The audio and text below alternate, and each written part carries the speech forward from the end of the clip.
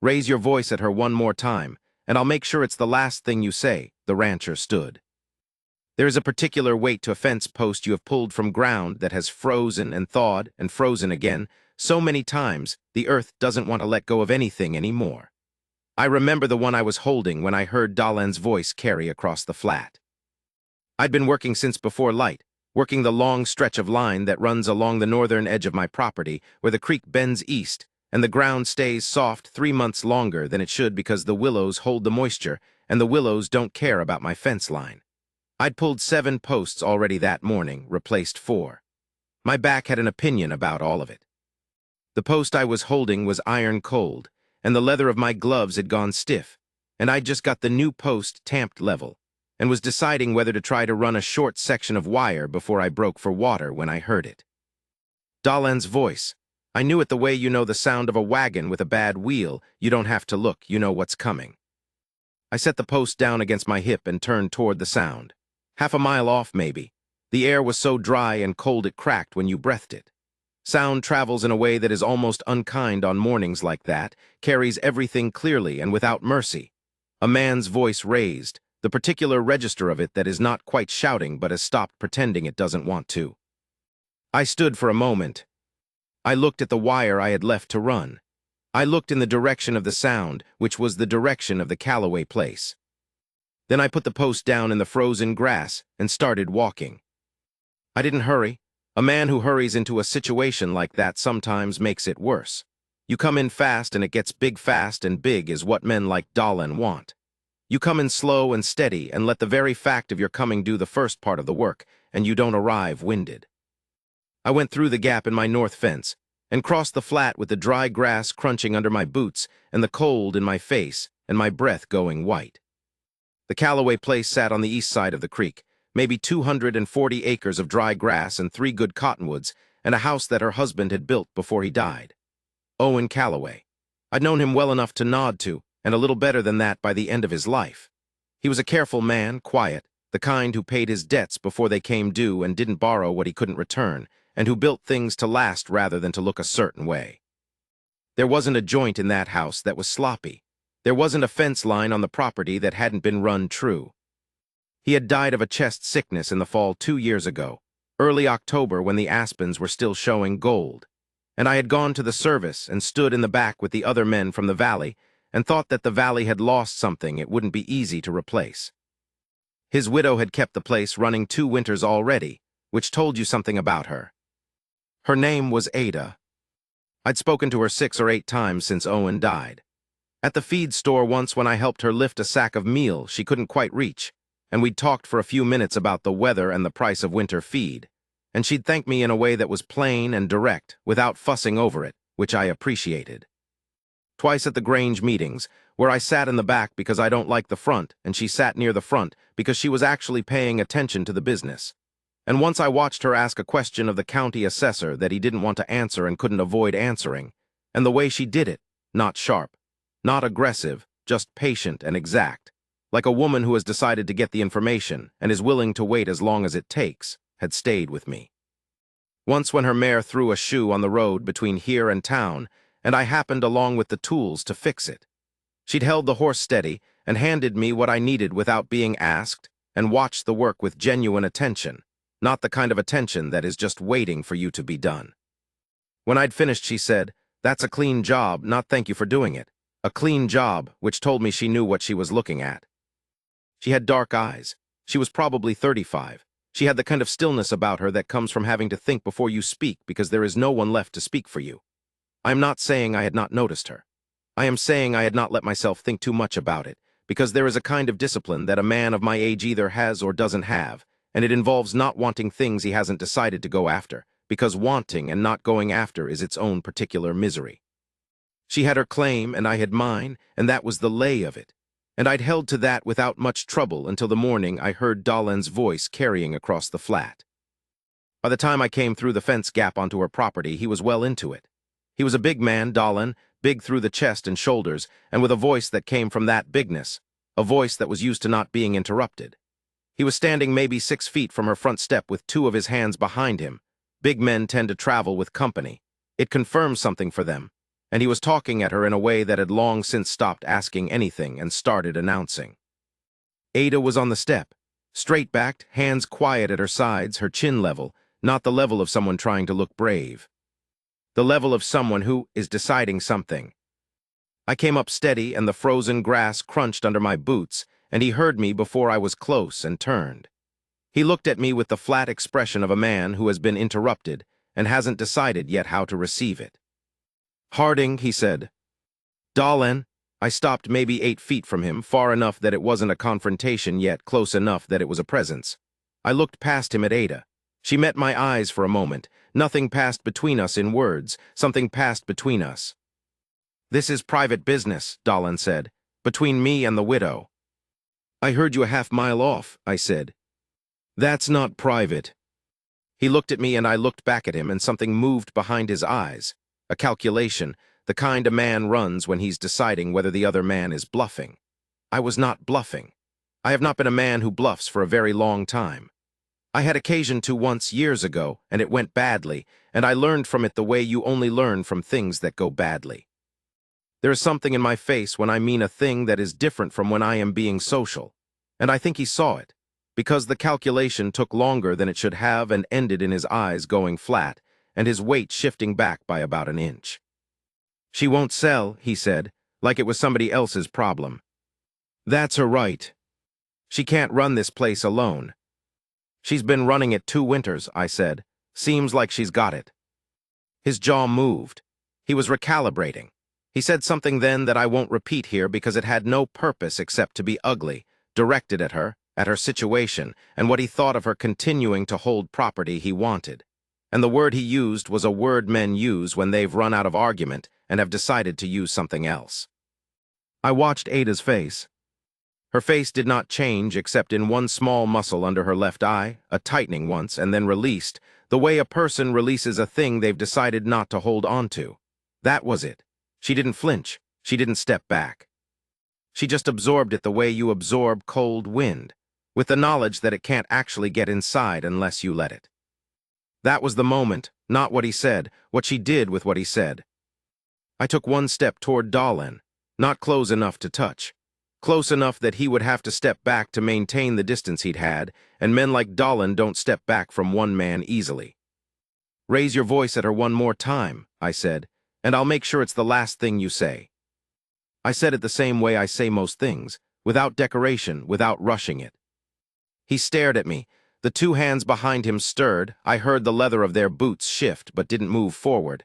I didn't look at them. You don't look at the hands when you're looking at the man. "You've got no business here, Harding." "You've made it my business," I said. "Now you can leave or we can find out what happens next. Either suits me." He stood there the moment longer that men like him always need, because the leaving has to be arranged so it doesn't look exactly like leaving. He said something about lawyers. He said something about county records and water rights and how things weren't as settled as she thought they were. He said she'd regret holding on. Then he turned and walked back to his horse, and his 2 hands walked after him. And I stood and watched them until they were through the fence gap and past the line of willows, and the sound of the hooves faded out and the wind came back. Silence. Just the wind in the dry grass and the creek running somewhere and a hawk somewhere above, making no sound. I turned around. Ada Calloway was still on her step, and she was looking at me with an expression I couldn't quite name. Not grateful in the soft way, not relieved exactly, not frightened. She looked at me the way you look at something that has turned out to be exactly what it appeared to be, which in this country is rare enough that it takes a moment to take in. "You walked a long way," she said. "Half-mile," I said, "give or take." She nodded once small. "You want coffee?" "Not a question." "If you've got it going," I said. She turned and went inside.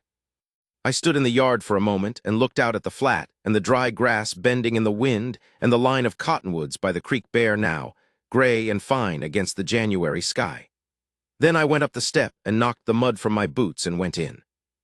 The inside of the Calloway house smelled like wood smoke and something she'd baked that morning, and there was a rifle above the door on 2 wooden pegs and a child's drawing tacked to the wall near the stove. I thought it was a horse, but it might have been a dog.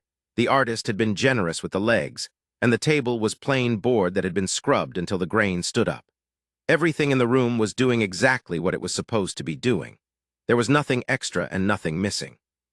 Owen had built well, and Ada had kept it better, which is how you tell something about a person without asking. She poured 2 cups and set one in front of me and sat across the table and wrapped both hands around her own and didn't speak for a moment, which I didn't mind. I have never required talk to feel comfortable in a room. I spent too many years alone for that. "He'll come back," she said finally. "Yes," I said. "With a lawyer next time, probably." "Probably." She looked into her cup. "I'm not selling." "I know." She looked up at me then. "You don't know why." "Not my business," I said, "but if you wanted to say it, I'm not going anywhere." She held her cup and looked at the middle of the table for a moment. The stove ticked. Outside, the wind moved something against the wall of the house, a loose board somewhere, or a shutter that needed fixing. "Owen broke this ground," she said.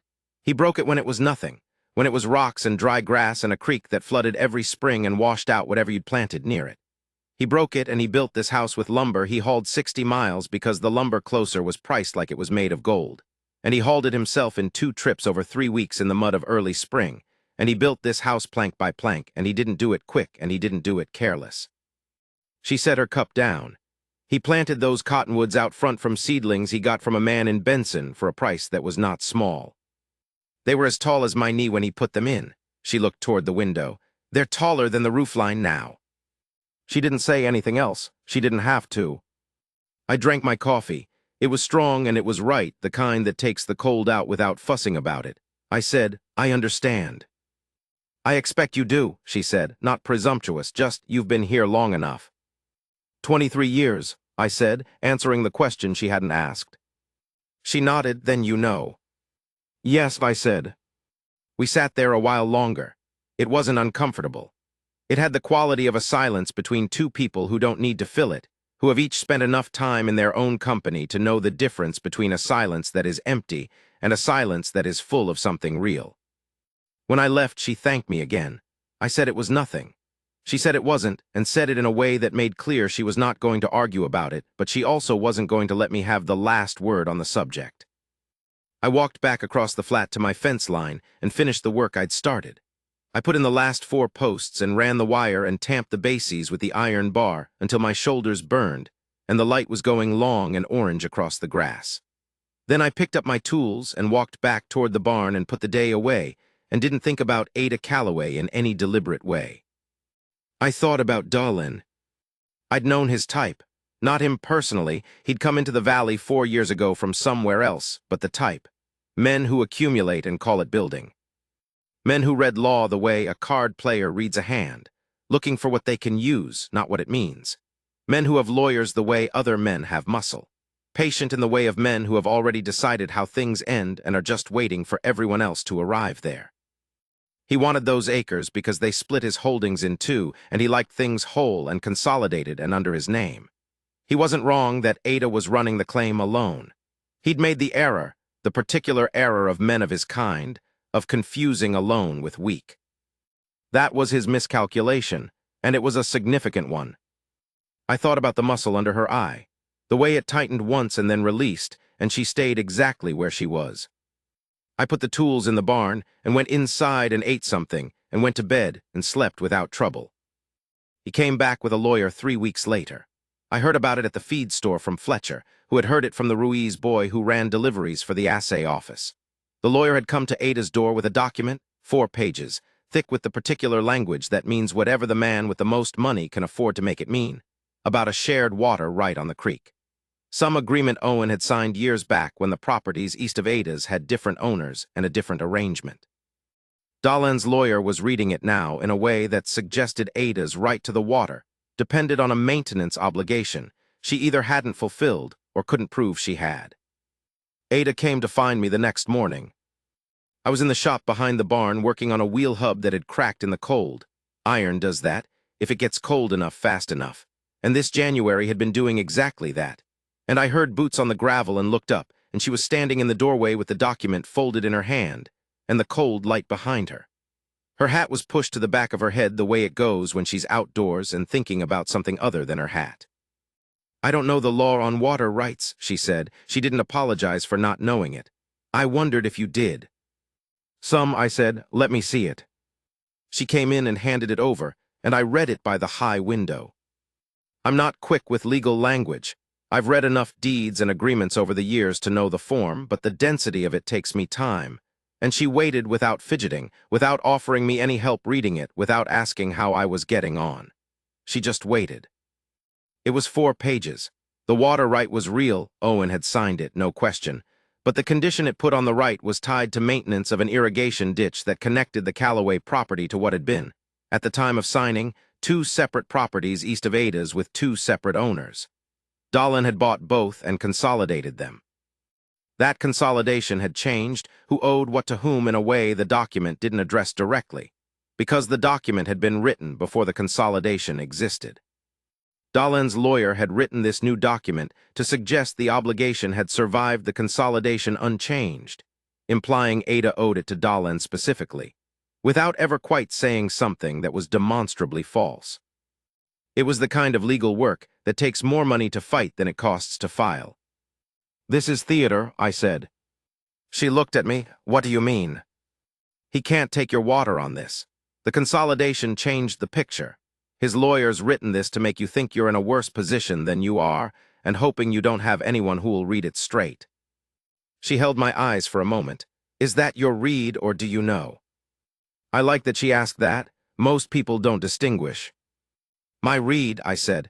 You need a lawyer of your own to confirm it. There's a man in Benson named Aldrich. He's honest and he doesn't price people out. Tell him I sent you. What does he charge? I told her.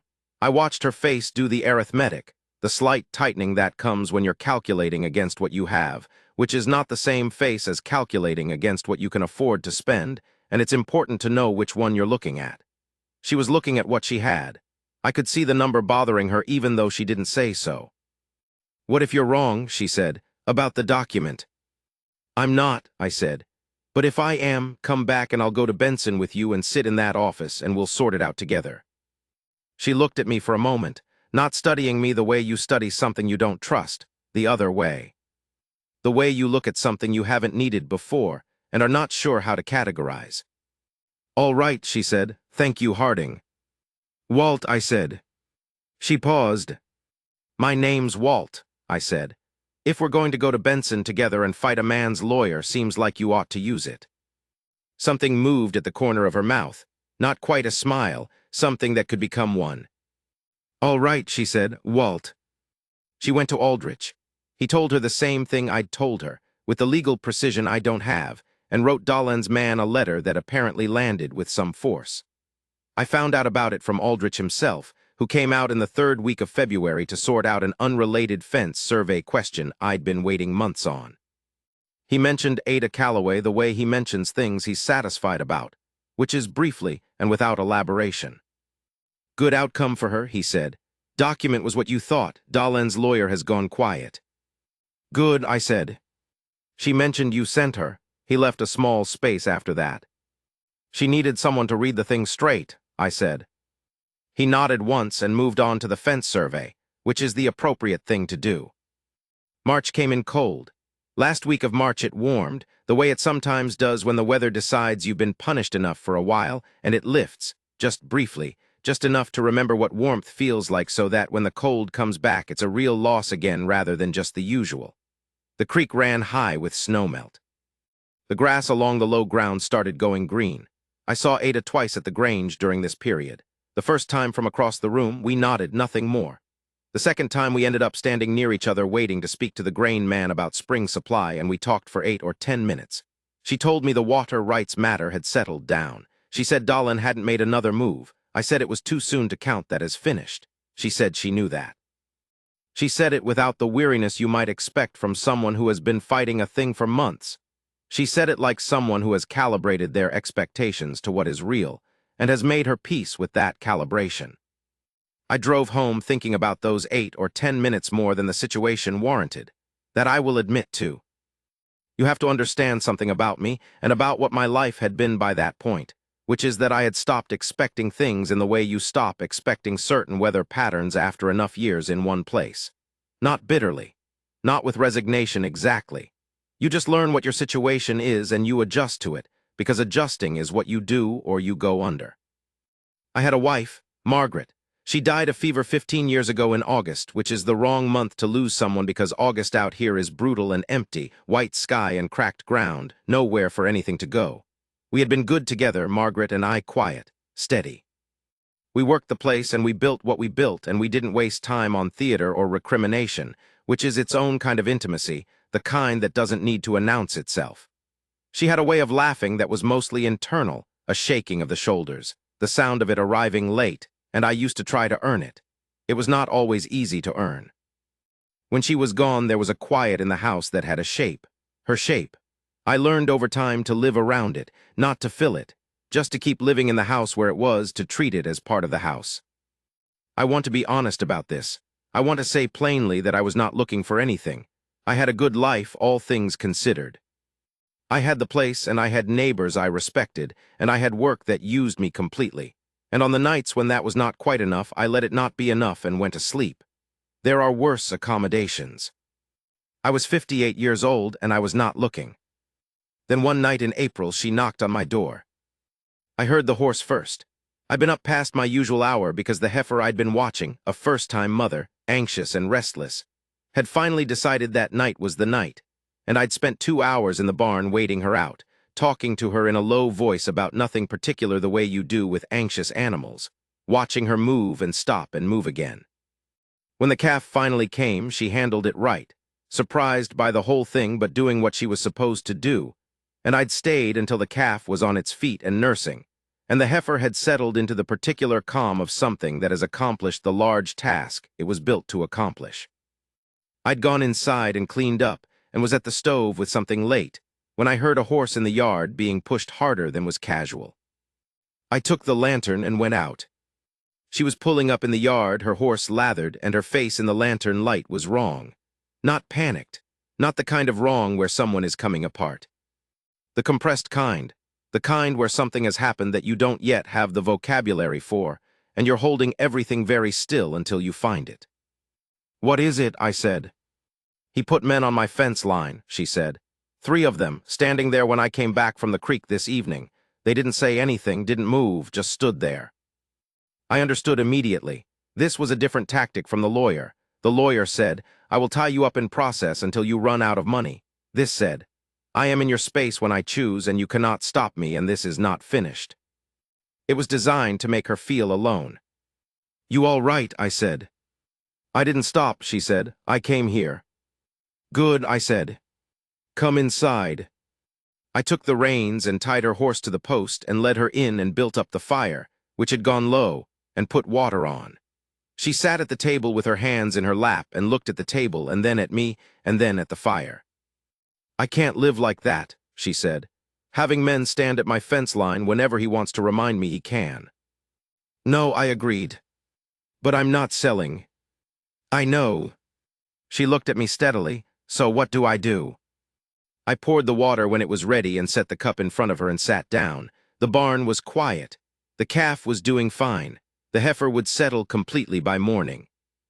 There is a clarity that comes at that hour of night, past the point where your mind is still managing things, where you just see what you see without the noise of all the managing. "First," I said, "we send word to Fletcher and the Ruiz family and Dutch Hawes and the Moorhead brothers that Dolan has started using men on your fence line. You don't have to say more than what happened. Just what happened. In a valley this size, that's sufficient." She was quiet. "I don't want to ask them into something." "You're not asking them into anything," I said. "You're telling them what's happening on their neighbor's property. They'll form their own conclusions. And the conclusion isn't hard to reach. What Dolan does to you, it's not hard to see where it goes next, and these men are not stupid." I picked up my cup. "They're ranchers. They know how this kind of thing moves." She thought about it. I could see her thinking about it, the slight forward lean, the stillness in her hands that wasn't passivity but concentration. "And second," she said. I'd decided the second part already. I'd decided it in the yard when I'd seen her face in the lantern light and understood what Dolan was doing, which was trying to make the isolation complete, to cut her off from the feeling that any help was available. "Second," I said, "I'll ride the fence line with you in the mornings for a while, early. before things start moving. Just to be visible. She looked at me. That's a lot of your time. My time is mine to spend, I said. And if it escalates, she said. If it's not just men standing, if it becomes something that can't be handled by being visible. Then we handle what it becomes when it comes, I said. One thing at a time, don't get ahead of it. She held her cup and looked at me across the table, and neither of us said anything for a moment, and the fire in the stove popped once, and the wind pressed at the east window, and outside somewhere a nighthawk passed over. That particular sound, gone before you've quite registered it. Why are you doing this? She said. She asked it plainly, the way she asks things. She wanted to know, not to receive a performance. I thought about it for a moment. Not long. Because it's right, I said. And because I can. And because Dolan's the kind of man that if you don't push back, he just keeps coming, and eventually he gets what he wants, and what he wants here is wrong. She considered that. That's more reasons than most men would have. I've had time to think about what I think, I said. The corner of her mouth moved, just slightly. All right, she said. We rode the fence line 6 mornings in a row. Just the two of us early before the light was fully up, the grass wet with dew and the air still cold enough to see breath, and the horses steady and quiet. Dalan's men weren't there. That didn't mean they wouldn't be. The absence was its own kind of message, saying, we can appear or not appear when we choose, but they weren't there those 6 mornings. And I noticed that by the 3rd morning Ada's shoulders didn't carry the compressed set they'd had when she came to my door. She was a good rider, better than good. She and her horse understood each other the way that comes from a long time together, a small economy of signal and response, barely visible. Colorado, she said one morning when I asked. My father ran cattle. I was on a horse before I remember not being on a horse. She said it without sentiment, just the fact of it. Owen couldn't ride when I met him, she said then after a pause. I taught him most of what he eventually knew. She said it without weight, just a thing that was true. Good student, I said. He was, she said. He was a good student at most things. He didn't pretend to know things he didn't know, which is rarer than it should be. We rode on. The creek was loud to our left, still running high with the snowmelt. The cottonwoods were coming out in leaf, that particular pale green of early spring that doesn't stay, that turns darker and more certain by summer. The sky had the thin quality of early morning sky that darkens as you watch it, blue arriving from the east. She told me about Owen one of those mornings. Not about his death, not about the illness or the losing of him, but about what he'd been. The way he'd approach a hard decision. He'd go quiet for 2 or 3 days, work the ranch, not talk about it, and then one morning he'd come in for breakfast and say what he'd decided, and it was almost always right. She said she'd never figured out how he did that. I said some people do their thinking underground. She said that was exactly what it was like underground. You didn't see the work, but it was happening. She asked me one of those mornings how I'd come to be in the valley. I told her the long version, which I don't generally tell. That I'd come out in my early 30s from Ohio. That I'd worked for another rancher for 2 years to learn the land before I bought my own. That I'd been wrong about the land twice and right about it once, and that the once was what mattered. She listened well, not the listening that is waiting for you to stop. The listening that is actually taking in what you're saying. I found myself telling her about Margaret one morning without having planned to. We were checking the creek bank section where a slump in the mud had taken some posts, and I was making a note to come back with equipment, and somehow from talking about the fence we'd gotten to talking about the property and what I'd meant to do with it and what I'd actually managed, and from there, without tracking the steps, I was talking about Margaret. Not the grief, just her. Her way with horses, she could read a horse's mood at 50 yards, not from any dramatic signal but from small things, the set of the ears, a quality in the way the animal stood. Her habit of reading in the evenings and saying things aloud occasionally from what she was reading, not reading to me, just sharing something that had struck her, and how I'd learned to listen for it from across the room without looking up from what I was doing. Her competence with anything that needed to be done. The way she had of finishing a hard day without ceremony. Just done. Let's eat. Ada listened without interrupting, and without filling the pauses with things that didn't need saying, which is a skill. When I'd run down, she said, "She sounds like someone I'd have liked." "You would have," I said, "and she would have liked you." She was quiet for a moment. "That's a kind thing to say." "It's true," I said. "I don't say things just because they're kind." She glanced at me. No, she said, I've noticed that. We rode on. Dutch Hawes and Clem Moorhead came to see me the second week of April. I hadn't sent for them. They just came, which is the way things get done out here when they get done right. Dutch was a large, quiet Norwegian who had been in the valley 15 years, and had the kind of handshake that reminds you your hand is a thing that can be hurt. And Clem was small and wiry and somewhere in his 60s, and had been here longer than anyone else living, long enough that his memory of the valley and the valley's memory of itself were more or less the same thing. They sat in my kitchen, and I poured them coffee, and they said what they'd come to say. We've been watching what Dahlon's doing, Clem said, with the Calloway place. Yes, I said. We don't like it, Dutch said. No, I said. If there comes a time when neighbors making themselves visible would be useful, Clem said, we're available for that. He didn't dress it up more than that. Didn't ask for a plan, didn't want credit, just available. Appreciate it, I said. She's a good woman, Clem said. Owen was a good man. What Dahlon's doing is ugly. He set his cup down. Some things are just ugly, and the decent thing is to say so. I nodded. What do you need from us right now? Dutch said. Nothing right now, I said, but I'll know when I do and I'll send word. Dutch nodded. He finished his coffee and stood, and Clem stood, and they shook my hand and left. The whole visit was maybe 20 minutes. I stood in the kitchen after they were gone and felt something I hadn't felt in a while. It's hard to name. The closest I can come is the feeling of a wall behind you, not a threat, a solid thing, something that has decided. Dahlon made his next move in late April. He did it through the county commissioner's office. A filing that claimed Ada's eastern fence line was placed 3 feet onto his property based on an original survey that his lawyer now argued was faulty. It was the kind of filing that costs money to fight even when you're demonstrably right, which is partly the point.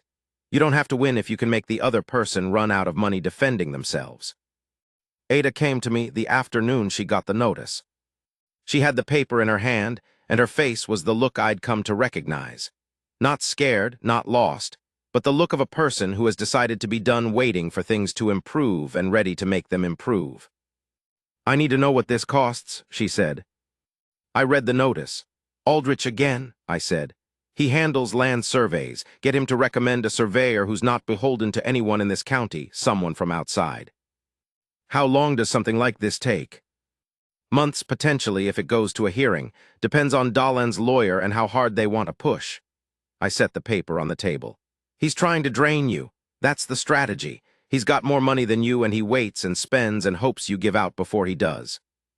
She looked at the paper. I won't give out. I know you won't, I said, but it helps to name what he's doing so it doesn't confuse you. When you're clear on the strategy, it's harder for it to work. She was quiet for a moment. Then she said, carefully, I have what Owen left. It's not nothing, but it's not unlimited either. Let me know where you are when you get near the edge, I said. I can hold off fence work I'd have done this season, money I'd have spent on labor. You can have it as a loan, at whatever terms suit you. She looked at me sharply. No. I'm not offering charity, I said. A loan, at terms you set, pay me when Dahlon's gone away and you've had a good season. Or don't pay me if it comes to that, and you can live with owing me something that doesn't have a name. She was quiet for a while, working through it. A loan, she said. A loan. She looked at me for a long moment, not the arithmetic look now, something else. You're not what I expected, she said. What did you expect? I said. She thought about it. Someone less, she stopped. Something that added up to less. I didn't answer that. Some things you let stand where they are. The survey dispute took 3 months. Aldrich found a man named Prescott out of Tucson, a professional surveyor. No connection to anyone in this county. A short, gray-haired man who came out in early June and walked every inch of the Calloway property's eastern boundary, with an instrument that he used with the patience of someone who has stopped being in a hurry because hurry introduces error. His findings were clear. The fence line was where it was supposed to be, not 3 feet onto the Dahlon parcel, not 3 inches onto it, not the width of a boot. It was a correct fence on a correct survey. The county hearing was in August. It was short. Dahlon's lawyer argued as lawyers argue when they know they've lost, methodically, without conviction, presenting the case because the case had been paid for and needed to be presented. The commissioner ruled for Ada before the afternoon was out. I heard from Aldrich the next morning. She held up well through all of it, he said, which coming from Aldrich is a significant statement. He doesn't offer assessments unless they're earned. Yes, I said, she would. That evening I rode over. I hadn't planned what I was going to say. There wasn't anything particular to say, I just went. The sun was going down in the west behind me as I rode east, and the light came long across the flat and made the grass golden and the dust golden, and even the cottonwoods at the creek looked golden in it, fully leafed out now in the deep green of high summer, nothing like the tentative pale green of April. They were tall trees. Owen had put them in from seedlings, she'd told me, when they were as tall as her knee. The tallest one was 20-some feet now, easy. I got down and tied my horse and went to the door and knocked. She opened it. She had an apron on and she'd been cooking, I could smell it, something with onion and spices, and she looked at me and I looked at her. Heard from Aldrich, I said. He stopped by, she said. She leaned against the doorframe. He called it a win. It was. Dahlin will try something else. Maybe, I said. Or maybe not. Men like him keep accounts. He spent considerable on this. He has nothing to show for it. There's a point where the property isn't worth the trouble, and I think he's approaching it. She looked at me carefully. Do you believe that, or are you saying it? I believe it, I said. I also think it depends on you continuing to hold the way you've been holding. Don't show soft and he'll find something softer. She nodded once. The light was going behind me, and the air had the evening quality it gets in late summer, part cooling earth and part the smell of things breathing. I couldn't have done this without you, she said. She said it plainly, without theater. You'd have found a way, I said. Maybe, she said. It would have cost me more. She looked at me for a moment. I owe you more than I can calculate. You don't owe me anything, I said. She shook her head slightly. I disagree, but I won't argue about it tonight. She stepped back from the door. Come in and have supper. It wasn't a complicated invitation. It was also plainly an invitation. All right, I said and came in. I'll tell you about supper that night, and I'll tell you what I can tell you about what came after. And I'll leave the rest where it belongs, which is between two people and the particular quiet of that kitchen and the evening coming down outside. Supper was good. The onion thing was a stew she'd been at all afternoon, and there was bread and there was coffee after, and we sat at the table and talked for a long time. Not about Dahlin, not about lawyers or surveys or fence lines. She told me about Colorado, about what it was like to grow up on a ranch where your father was the kind of man who believed that knowing how to do things was the point, that you could always hire what you couldn't do yourself, but you'd always be in a weaker position for it. I told her about Ohio, which I rarely talk about, and about why I'd left, not anything dramatic, just. I couldn't see myself in the life that was available to me there, and I was young enough to do something about that. She asked what I'd meant to be, and I told her I hadn't known exactly, that I'd come west with a general intention of land and cattle, and a more specific intention of getting somewhere I could hear myself think, and that the second thing had turned out to matter more than the first. She laughed at that, not the polite kind, the real kind, the kind that comes from somewhere unguarded. It changed her face. I liked what it did to her face. We talked until the lamp got low. I didn't notice the time going. That's worth noting. I'm a man who usually notices the time, who runs on a clock that is more internal than mechanical, and that night I didn't notice it once. I left when it was late. She walked out to where my horse was tied and stood while I untied the reins, and she put her hand briefly on the horse's neck the way she does, a thing she does without thinking, and then she looked at me. Walt, she said. Good night, Ada. She nodded, good night. I rode home through the dark. The stars were thick out, and the land was quiet, and the horse knew the way, which left me free to not think about anything in particular, which is its own kind of permission. It was slow after that, slower than some would wait. I was not impatient. She was not a woman who moved toward things without being sure of them, and I was not a man who pushes. We had time, and we seemed both to understand that and used it accordingly. I came to supper on the occasional evening, when neither of us had made any plan, but the day came around to it. We rode together some mornings. We met at the Grange and talked, and once at the feed store where we ended up both needing the same thing from the same shelf, and there was a moment, brief, Nothing said, that we both understood and both let pass without comment, neither of us in a hurry. She came over once in September to look at a piece of equipment I'd been describing at the Grange, a newer style of harrow I'd just bought. And she looked at it with the focused attention she brings to anything mechanical, asked me two good questions about the tooth pitch. And then we ended up standing at the fence in the late afternoon light just talking for an hour, easy as breathing. And when she finally went, I stood at the fence a while longer because it seemed like the right place to be for a moment. Dutch Hawes told me once in his sideways way, "Good woman, Calloway's widow," and then said nothing else. I said, yes, and we went back to talking about the fence survey question he'd come over to ask about. That was the full scope of what was said about it between me and anyone in the valley, which was exactly right. Dahlin faded. Not all at once, these things don't go all at once. But by September, he'd turned his attention to a mining property in the next county, which was a bigger prize and a cleaner target and apparently more worth his particular appetites. The men stopped appearing at her fence line. Aldrich wrote one more letter in response to one last legal probe, and after that, silence. The kind of silence that is not waiting but has genuinely moved on. Ada Calloway held her property. She held it because she was the kind of person who holds things. But she also held it because she didn't have to hold it alone, and I think that mattered in ways that were practical and also in ways that weren't. There is a morning I go back to when I think about all of it.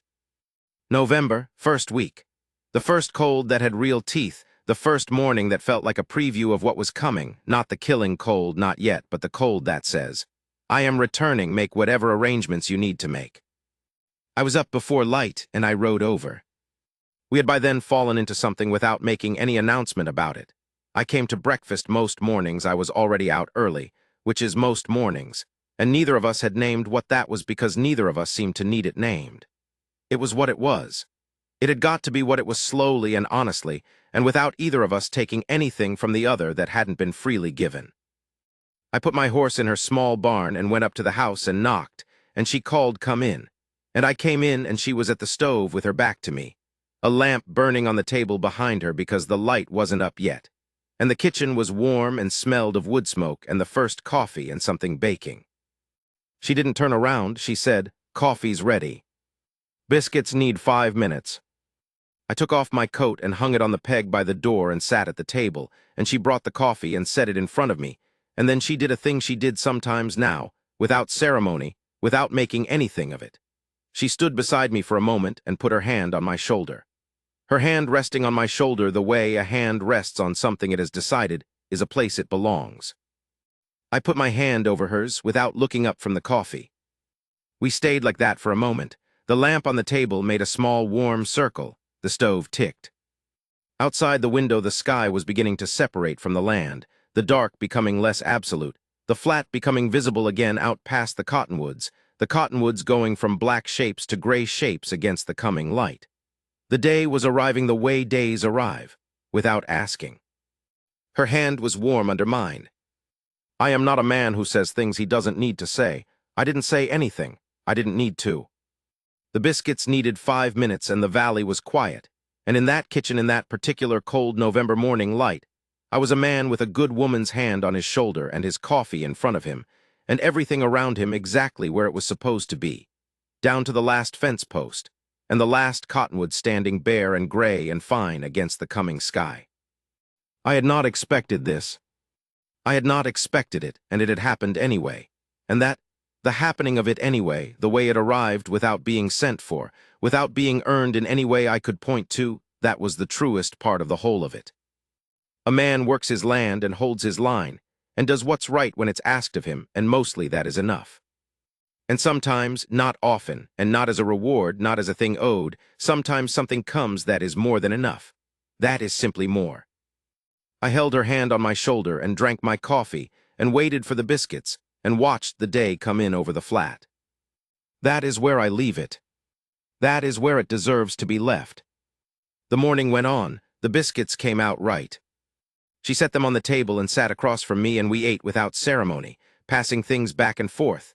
The butter, the jar of preserves she'd put up in August from the wild plums along the creek, the coffee pot when one of us needed it, and outside the window the flat was fully visible now in the cold morning light, and the cottonwoods stood bare, and the sky was the pale hard blue that means cold and clarity together. She ate and I ate and we talked some and didn't talk some. A robin went past the window, too late in the season, or too early. I've never been certain which direction the robins move in November in this part of the country. She saw it too. She said, "That's late." I said, "Or early." She considered that. She said, "I suppose those mean the same thing for a bird." I said I supposed they did. After a while she said, "Dalen's through." "Yes," I said. "He moved on," she said. It wasn't gloating. It was just, this is what happened. She had the habit of stating things plainly even when the plain statement contained something that mattered to her. "He found something more worth his trouble," I said. She was quiet for a moment. "Do you think he ever believed he'd get it? Really believed?" I thought about that. "Men like Dahlen believe they get most things eventually," I said. "The ones who have the money to outlast people usually do. He miscalculated on you." She looked at me across the table.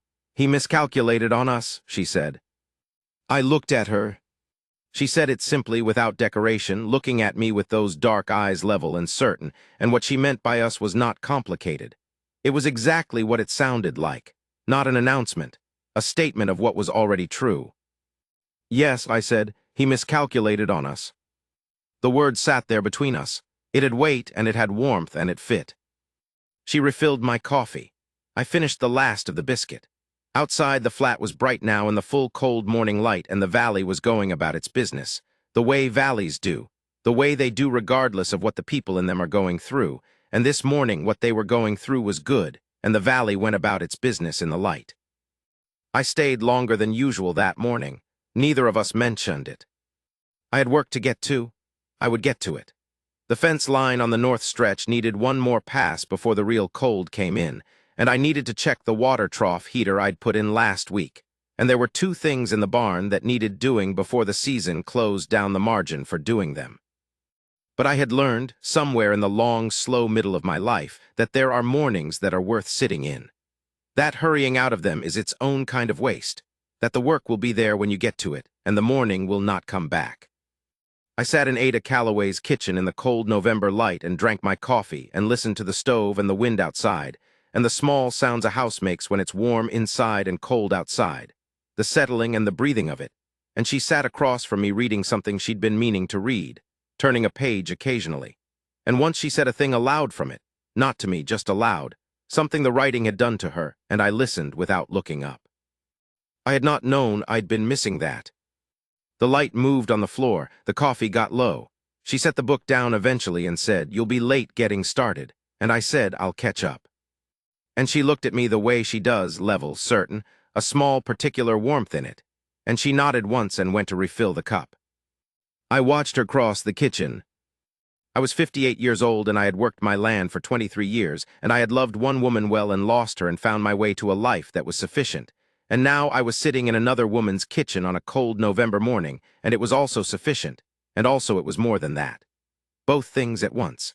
The sufficient life that I'd built and this, arriving into it, not replacing anything, just more. Outside the window, the cottonwoods stood bare against the hard blue sky. Owen had put them in from seedlings. They were taller than the roofline now. They'd be here long after all of us. The valley kept going, so did we. The things a man knows about himself by 58 are mostly the uncomfortable things. The things he'd have preferred not to be true but which time has made undeniable, the way erosion makes the bedrock of a riverbank undeniable. He knows his limits. He knows the particular shapes his failures have taken. He knows what he is reliably good for and what he tends to botch and where the border between those lies. What I knew about myself by that November was this: I was a man who could hold ground. I could hold it when it was my ground, and I could hold it when it was someone else's who didn't deserve to lose it. I could stand in a doorway and be more trouble than I was worth to a man who hadn't expected trouble. That was mine. I'd earned it. Not through any dramatic chapter, no battle, no famous stand, just through 30 years of small decisions in the direction of what was right, accumulated the way silt accumulates, which is one grain at a time, and then suddenly it's land. I'd spent a long time being a man no one bothered because there was no particular reason to bother me.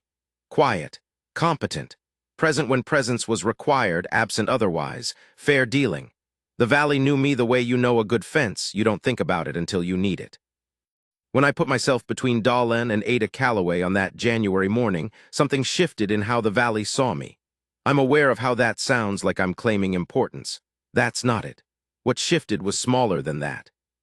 It was just, a thing that had been unclear became clear. Like I'd been carrying an answer to a question nobody had thought to ask, and then someone asked it, and there it was.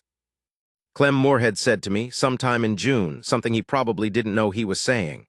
We were talking about something else entirely, a property dispute between two families on the south end of the valley, nothing to do with me, and he said, mid-thought, "The thing about Walt Harding is he shows up," and then went on talking about the property dispute. Shows up. I thought about that for days. It's not a grand statement, but out here, in a life organized around the weather and the work and the thousands small crises of land and livestock, showing up is most of it. Showing up when you said you would. Showing up when nobody asked you to. Showing up when it's inconvenient and when the outcome is uncertain, and when the man on the other side is bigger and better resourced than you. I had shown up for Ada Calloway. I'd shown up 6 mornings in a row on that fence line in the cold dark before the light came. I'd shown up at her door at whatever hour she needed someone there. I'd shown up in Aldrich's office and at the county hearing and in the small ways that don't get counted but add up to something that can be depended on. I'd shown up. And she had let me. That was the other half of it. She had let me show up, which is its own kind of decision, its own kind of dignity. She wasn't a woman who accepted help she didn't need or from people she didn't trust. She had assessed me over those first 6 mornings, over the coffee at her table, over the conversations at the Grange and the feed store and in my shop behind the barn, and she had decided I was what I appeared to be. That assessment meant something to me. I'll say that plainly. To be seen clearly by a woman with good eyes and to be found not wanting, that is not a small thing. That is the thing, maybe, the real thing under all the rest of it. October had been the turn, though I didn't know it until November when I looked back. It was a Sunday, early October, the kind of afternoon that comes maybe twice a year in this country, warm enough to sit outside in your coat. Sky that blue you can't quite look at straight. The whole valley settled into a kind of stillness that feels earned. I had ridden over without any particular reason. She was on the step reading, which is where she sometimes sits on afternoon like that because the porch faces west and gets the afternoon light, and she looked up when I came through the gate and didn't look surprised or pleased in any theatrical way, just, "There you are." She moved over on the step to give me room. I tied the horse and came and sat down beside her. She went back to her reading. I sat with my hands on my knees and looked out at the flat, and the cottonwoods going yellow along the creek and the sky above all of it. We sat like that for a while. 20 minutes maybe more. She turned pages occasionally. I watched a red-tailed hawk work the thermals above the flat, rising and turning and rising and turning, looking for what it needed, patient about it.